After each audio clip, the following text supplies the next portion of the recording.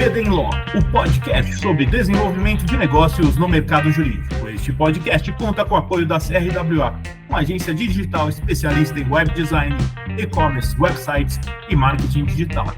CRWA, há 14 anos entregando performance e resultados de comunicação. TKRA Contabilidade, a contabilidade certa para o crescimento da sua empresa.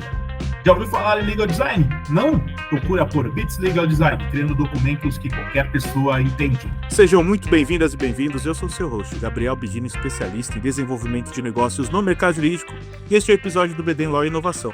Aqui você vai acompanhar conversas com profissionais que estão liderando a transformação em suas áreas do universo jurídico ao ecossistema de inovação, passando por startups, legal techs, law techs, empresas e muito mais. Um espaço para explorar ideias, tendências e caminhos que conectam o direito à inovação. E hoje vamos falar sobre eficiência no mercado jurídico. E para falar sobre o tema, convidamos Karine Noda Pincinato, gerente geral de Paralegal do BHub, advogada especializada em Legal and Product Counsel, com foco em operações jurídicas e de produto. E já possui sólida experiência na gestão eficiente de operações jurídicas em ambientes dinâmicos. Ela possui atuação em contencioso e consultivo, além de coordenação de operações relacionadas a produtos digitais. Karine, seja muito bem-vinda e obrigado por aceitar nosso convite, viu? Obrigada, Gabriel. Um prazer estar aqui, uma honra. Estou muito feliz com o convite e espero que a gente consiga discutir bastante tema interessante hoje. Tenho certeza que a gente vai conversar bastante, vai ser muito legal, viu, Karine? E, Karine, eu queria que você contasse um pouquinho da sua trajetória pra gente, como que você foi parar nesse mercado, o espaço é seu. Eu tive uma infância, na verdade, bem multidisciplinar, assim, eu sempre tive uma gama de interesses, né, muito variados. Eu fiz desde teatro até balé e gostava muito de estudar também. Fui um pouco nerdzona, já fiz trabalho como modelo, já desfilei, então eu fiz de tudo um pouco quando eu era pequena, e essa multidisciplinaridade acabou me acompanhando muito, né, em toda a minha adolescência, fase adulta, e eu costumo dizer que o direito que me escolheu, não foi eu que escolhi o direito. Quando eu estava no terceiro ano do ensino médio, decidindo ali o curso, faculdade, que eu faria da vida, eu fui uma visita guiada ao prédio da Sanfran, na USP, me apaixonei pelo prédio e falei, bom, quero estudar aqui, o que eu faço para estudar aqui? Como só tinha direito, foi a opção que tinha, me preparei, 2 anos depois de cursinho, eu consegui passar, e eu me apaixonei pelo curso, amava fazer a faculdade que eu fazia, amava fazer o que eu fazia, e não me arrependo nem um pouco de ter feito direito, de ter seguido essa carreira, mas eu nunca me vi numa carreira tradicional. E eu venho de uma faculdade que é tradicional, né? É uma faculdade que prepara a gente basicamente para concurso público ou para um escritório de advocacia grande. E eu nunca me enxerguei em nenhuma dessas duas posições, né? Eu passei um tempinho aí depois de formada, com bastante ajuda de terapia, bastante mentorias de pessoas que já tinham passado pelo mesmo que eu, para ter um pouco mais de clareza sobre a minha carreira, entender um pouco mais o que eu queria fazer realmente, né? Onde eu realmente me via. E depois de um tempo, acho que uns 2, 3 anos de formada, pesquisando justamente sobre alternativas de trabalhar com direito sem estar na prática da advocacia em si, eu encontrei o mundo de Legal Ops, comecei a estudar sobre isso, me apaixonei, fiz uma transição de carreira mais definitiva, né, em 2024, fui por uma startup, não trabalhando com direito especificamente, mas ainda tinha um pezinho ali no jurídico, e me apaixonei por esse ambiente dinâmico, ambiente caótico de startup. É aqui que é em startup realmente que eu me vejo hoje. Eu gosto dessa loucura diária, dessa até uma certa instabilidade, né, acho que é o que movimenta a gente. E hoje eu estou como gerente geral, né, como você comentou, de Paralegais Societários. É uma startup, a BHub, do segmento de contabilidade. E eu continuo trazendo essa visão de eficiência, de produtividade que eu construí nessa carreira de Legal Ops, que eu construí na carreira do direito.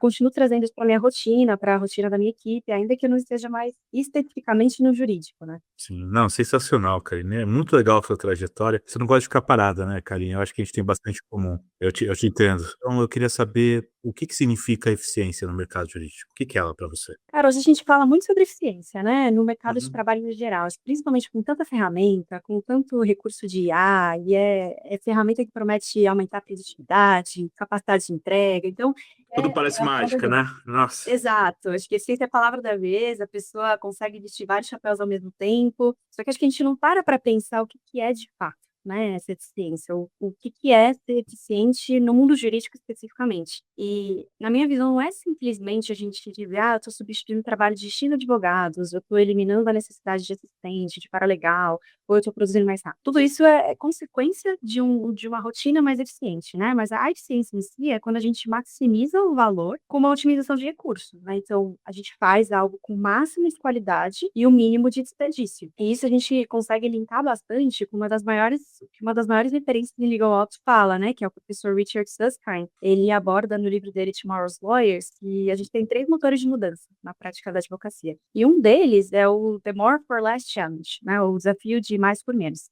Isso quer dizer que o mercado tem exigido cada vez mais serviços entregues, com menos tempo investido e por menor custo. Então, essa pressão geral do mercado escancarou uma coisa que muito escritório e departamento jurídico demorou para aceitar, que é uma ineficiência muito grande, disfarçada de experiência jurídica. Ela tem uma roupa de experiência jurídica, mas é, na verdade, uma ineficiência que está ali muito enraizada em processo que está desestruturado, em falta de controle, em adoção de contratação de uma ferramenta que não funciona na prática, ou que não é bem aceita, que não é bem adotada por equipe. Acho que você também tem muito dessa experiência, você tem tem muitos exemplos para citar sobre isso. E é justamente nesse cenário que entra o legal operator, né? Que é a pessoa que vai olhar para a eficiência dentro do escritório de advocacia, dentro do departamento jurídico. Então, a gente começa a sair de um sistema desestruturado para um que a gente tenha controle real do que está sendo produzido, né? Então, a gente tem meta, a gente tem um objetivo claro, a gente tem um processo otimizado, a gente tem ferramenta que funciona a favor do trabalho humano e não contra ele, né? A gente não está tentando diminuir ou destruir o trabalho humano, né? Eliminar o trabalho humano, mas a gente está tentando deixar esse trabalho humano mais inteligente, né? Com mais clareza, para a gente justamente atender essa exigência do mercado de entregar mais rápido, com mais qualidade, com menos tempo, menos custos. E é justamente aí que a eficiência entra, né? Sensacional, Karine. Karine, eu tenho muitas críticas ao nosso mercado, que eu imagino que você também tenha. E um ponto que eu fico pensando que a eficiência é super importante. Mas eu tô pensando que pelo momento que a gente está vivendo, e assim, vamos lá, né? Pensando na eficiência, que você já trouxe alguns pontos, o pessoal não sabe muito bem o que é isso no mercado jurídico. Os advogados não entendem. Só vai diminuir aí as coisas, mas acho que é um negócio mágico que você coloca ali, tudo vai funcionar. Então, eles falam, é só colocar isso. E daí eu brinco com os advogados, eu falo, quando você fala isso, é a mesma coisa que falar, esse processo está ganho. Existe processo ganho? Porque se tiver um processo ganho, aí vai ter uma série de dificuldades. Não existe processo ganho, então não é um negócio fácil. Tem uma série de coisas. Isso é a minha primeira crítica, que eu fico... Eu geralmente falo isso.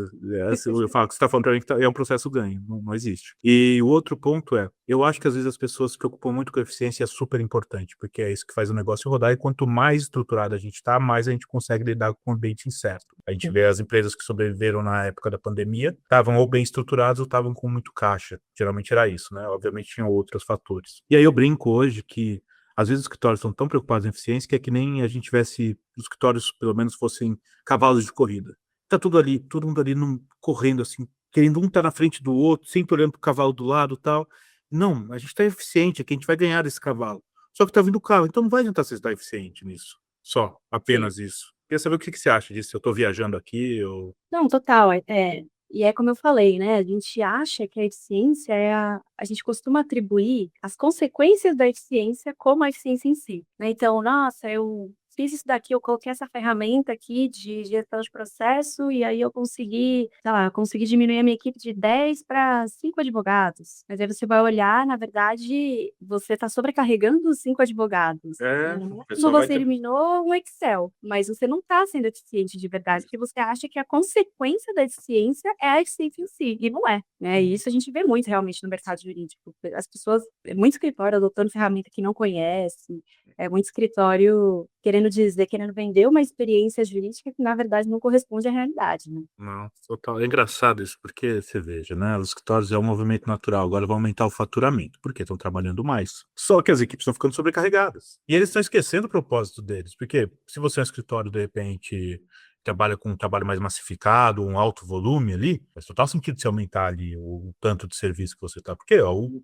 propósito do escritório. Mas se você é uma boutique, se você é um escritório full service que não tem esse perfil, aumentar o trabalho não necessariamente é bom, porque você vai sobrecarregar a equipe. E não vai, e se você sobrecarregar a equipe, a pessoa vai começar a ter burnout ou ter alto cansaço. E quando você começa a ficar muito cansaço, seu cérebro não funciona direito. Você não vai fazer um trabalho bem feito, pode deixar coisa importante passar. Parece, eu não sei, o pessoal tá todo mundo falando que tá olhando para isso, mas eu não acho, não. Acho que o pessoal vai socar trabalho na galera e esperar ver o que acontece. Eu não sei se você tem essa Exatamente. impressão também, Karine. Não, eu tenho, assim, não estou aqui fazendo nenhuma crítica, não tô falando de Sim, nenhum é real o que específico, é, mas é o que é. a gente vê hoje também, eu estive, né, em eventos, em congressos jurídicos, e a gente vê muita, é, a Ah, maioria das empresas estão anunciando ferramentas de IA, soluções de IA que estão prometendo mundos e fundos para o jurídico. E quando a gente vai olhar a fundo, principalmente a gente que não é, a gente não está atuando, né? A gente tem conhecimento, a gente tem a base jurídica, mas a gente não está ali atuando na prática da advocacia.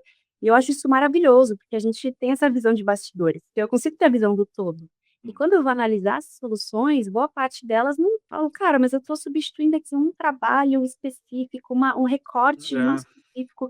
É só mais uma ferramenta que o advogado vai ter que usar, que porque não vai ele vai ser saber. obrigado a adotar, não vai saber operar, ele só vai ficar sobrecarregado com mais ferramenta, ele só vai ficar se sentindo cada vez mais para trás, porque ele não acompanha Como esse total. ritmo, e você não tá acrescentando nada, você não está agregando nada. E acho que você falou também, né? Essa diferença de quando você está falando de um escritório de contencioso de massa, um escritório de boutique, é a experiência que você quer dar para o seu cliente, né? Talvez nos últimos 6, 7 anos tenha se falado mais, principalmente com a pandemia, né? Começou a se falar mais sobre marketing jurídico, como é que os advogados alcançam mais as Uhum. pessoas sem ficar dependendo de indicação, usar o digital. Então, começou a falar um pouco mais, trazer isso mais para o contexto jurídico, né? E com isso, a gente começa a também trazer esses conceitos de mercado, de marketing e de comercial mesmo, né? E a gente entendeu, eu não estou vendendo uma peça, eu não estou vendendo uma ação, eu não estou vendendo um parecer, eu estou vendendo uma experiência. E qual que é a experiência que o meu público-alvo está procurando? Eu preciso conhecer muito o meu público. Se eu sou um escritório de boutique, é isso, não faz sentido eu querer maximizar a minha produção. Eu preciso trabalhar com mais inteligência, com certeza, mas não faz sentido eu maximizar minha produção, porque o meu público-alvo espera uma exclusividade, ele espera uma atenção, ele espera um tempo maior de dedicação, né? Então, passa muito por isso, né? Você conhecer o público que você quer atingir, você saber conversar com ele e dar a experiência que ele quer. Sensacional. E Karine, eu gosto muito de conversar com você, viu? E eu queria saber, na sua visão, como medir a eficiência de escritório de advocacia ou um departamento jurídico? Qual que é o segredo? Existe algum? Porque existem diversas formas, né? Mas o que que você acha que funciona melhor? O primeiro passo, né, é a gente ter clareza de onde se quer chegar. Eu não sei com quantos donos de escritório de advocacia você já conversou, mas Muitos. eu tenho certeza que um percentual muito baixo deles tinha exatamente a clareza de onde eles queriam chegar. São raros. É isso, eu abro um escritório, vou lá, vou abrir um escritório de advocacia. Se eu não sei onde eu quero chegar, o que que eu quero? Né, qual que é o meu objetivo com aquele escritório? Por que que eu escolhi abrir um escritório em vez de trabalhar para um escritório? Então, acho que é uma grande questão, assim, para a gente começar a falar sobre medir eficiência, é primeiro a gente saber onde a gente quer ir, né? Por que que a gente quer chegar lá? E aí, a partir daí que a gente começa a desenhar uma estratégia do que eu preciso fazer para atingir esse objetivo, e aí a gente define as métricas claras que medem quão eficiente eu estou sendo para chegar lá, né. E por que que eu dei toda essa volta, né, porque o que define a eficiência num lugar específico pode não ser o mesmo que define a eficiência em outro, né. E eu tenho um exemplo muito claro, que não é do jurídico, mas é daqui do meu time. Até recentemente, eu gerenciei 2 times que executavam exatamente o mesmo tipo de serviço, que é tipo serviço de paralegal societário. Só que eram modelos de negócio um pouco diferentes. Então, o time A dependia de venda transacional, dependia de venda pontual, né, então a gente vendia a primeira demanda e executava, e o time B trabalha sob demanda para uns clientes recorrentes. Então nós temos esses clientes que pagam na mensalidade, e a gente atua sob demanda. E a eficiência do time A, ela é muito pautada pela velocidade da entrega, né, então eu preciso maximizar a capacidade de produção de cada operador meu nesse time A, e no time B, é muito mais em ter o maior número possível de clientes por carteira ali no colaborador, e que esses colaboradores tenham a capacidade de manter um bom relacionamento com essa carteira de clientes, porque se eu tenho um churn de cliente, se um cliente rescinde comigo, o impacto é muito maior do que se eu tenho um impacto, se eu perco uma venda do time A, que é transacional. Aqui eu olho para a eficiência e eu olho para métricas de cada time diferentes. Eu não analiso o mesmo conjunto de métricas. E são times que executam exatamente o mesmo tipo de serviço, só que o modelo de negócio é diferente, o público é diferente. Então, quando a gente tem esse exercício prévio de entender o que que a gente quer atingir, onde a gente quer chegar, para qual público a gente quer falar, aí sim a gente começa a falar sobre trazer eficiência. E aqui a gente consegue se apoiar nas 12 áreas funcionais do profissional de legal ops, né, que foram desenhadas ali pelo CLOC, que é o Corporate Legal Uhum. Operations Consortium, né, o consórcio de operações jurídicas corporativas. O CLOC é uma comunidade global que reúne os maiores profissionais de legal ops para pensar, né, sobre redefinição de negócio jurídico, padronizar a prática do setor. E aqui eu não vou ficar citando, tá, uma a uma das 12 áreas funcionais, mas a ideia, quando eles desenharam essas áreas, é que justamente o profissional tenha uma visão 360 do negócio. Então, a gente passa desde inteligência de negócio, gestão financeira, até treinamento e capacitação de equipe, né? E tudo isso é apoiado em dados. E em gestão de projetos, a gente também fala muito, né? A gente só é capaz de gerenciar aquilo que a gente pede. Se eu só consigo gerenciar a eficiência e medir a eficiência a partir do momento que eu estou medindo o trabalho, que eu estou traçando um caminho para atingir, né, esses patamares. E aí, por exemplo, o que a gente consegue colocar de dado? Qual que é a capacidade produtiva de cada advogado em um setor específico? Qual que é o tempo médio de resolução de um processo? Qual que é a taxa média de êxito? Qual o ticket médio para cada setor ou para cada unidade de negócio? Qual que é o índice de satisfação de clientes? Quantos escritórios hoje medem índice de satisfação de clientes? Né? É isso, né? Trazer esse tipo de inteligência do mercado e da prática para a prática jurídica.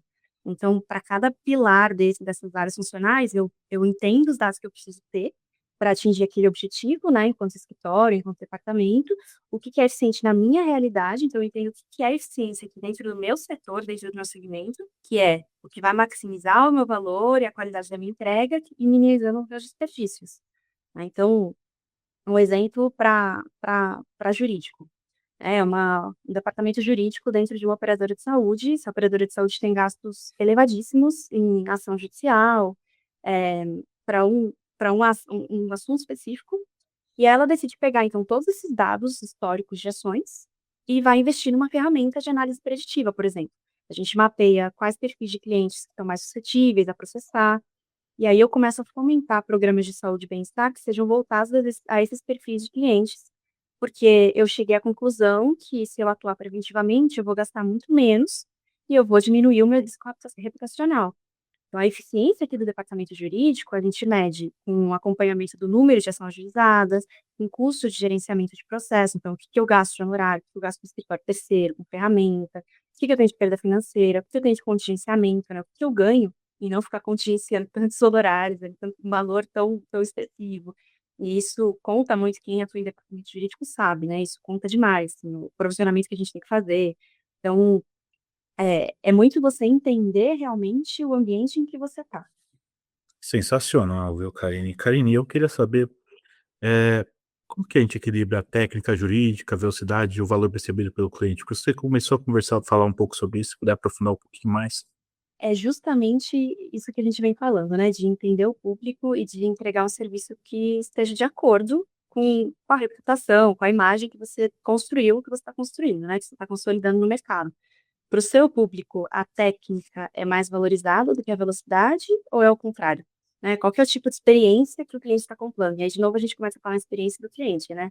Então, se a gente tem, voltando por exemplo de escritório de boutique, se eu tenho um escritório de boutique que é conhecido por pegar poucos casos de imóvel por vez, se eu entrego um serviço num tempo muito curto, eu posso passar para o cliente a imagem de descuido com a demanda dele, ou então eu gero a percepção de que a experiência que ele teve não condiz com o custo que com certeza ele teve. Eu lembro até hoje de um dos meus professores na faculdade, ele falava, não, eu pego um X casos no ano. E era coisa de, sei lá, 10 casos no ano. Então, o cliente que chegava até ele sabia que ele ia ter ali a dedicação, ele não ia ter uma resolução rápida, mas ele ia ter a dedicação, ele tinha certeza de que o dono do escritório ia conhecer de cabo a rabo todo o caso dele. Se eu tenho um contencioso de massa, com certeza o cliente se eu estou mexendo com o consumidor, o cliente quer uma resolução rápida. Então não adianta eu querer colocar ali uma pessoa que vai ficar. Não faz sentido, não é a experiência que eu estou querendo dar com o meu cliente. Né? Então, o equilíbrio entre a técnica jurídica e a velocidade, eles é buscado a partir dessa experiência que o público-alvo busca, né? Que o seu público quer. E isso a gente só consegue aperfeiçoar com um dado real de experiência de cliente anterior, né? Quando eu atuei num escritório pequeno, eu implementei essa pesquisa, assim, não é nada complexo. É uma ficha no Google que você abre e manda um link para o cliente, E peça como, para avaliar, e como que foi a recepção do escritório em relação a isso? Ficaram com medo disso? nem um pouco. Nem um pouco. Nossa, Eles já estavam querendo investir ah, realmente em marketing. Eu entrei com a proposta de olhar para toda a construção que da da hora. reputação, e da autoridade digital E eles do. gostaram? Curtiram muito, assim, me deram muita autonomia, e foi muito legal na época, porque não era uma coisa que a gente ainda estava fazendo, que os escritórios estavam fazendo muito, né, isso foi lá Ainda não em. fazem, né?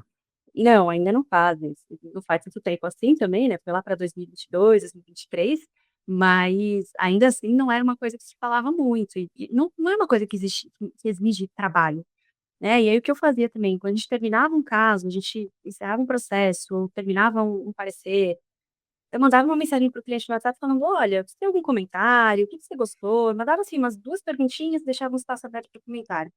E vários clientes começaram a entregar. E a Que partir daí eu legal. comecei a construir a gente às vezes acha que: "Nossa, para medir satisfação do cliente eu vou ter que fazer uma Não, bem corrida simples, de né? pesquisa". A gente pode começar simples, né, o importante é a gente conseguir coletar um dado, a gente não precisa de nada complexo, né.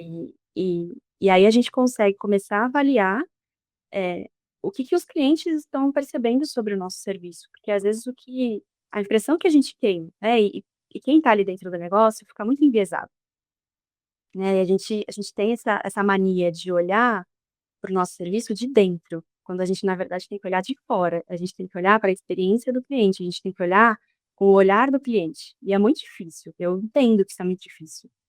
É só colher a experiência do cliente que a gente vai entender realmente o que a gente está entregando e o que que falta para a gente chegar onde a gente quer chegar, né.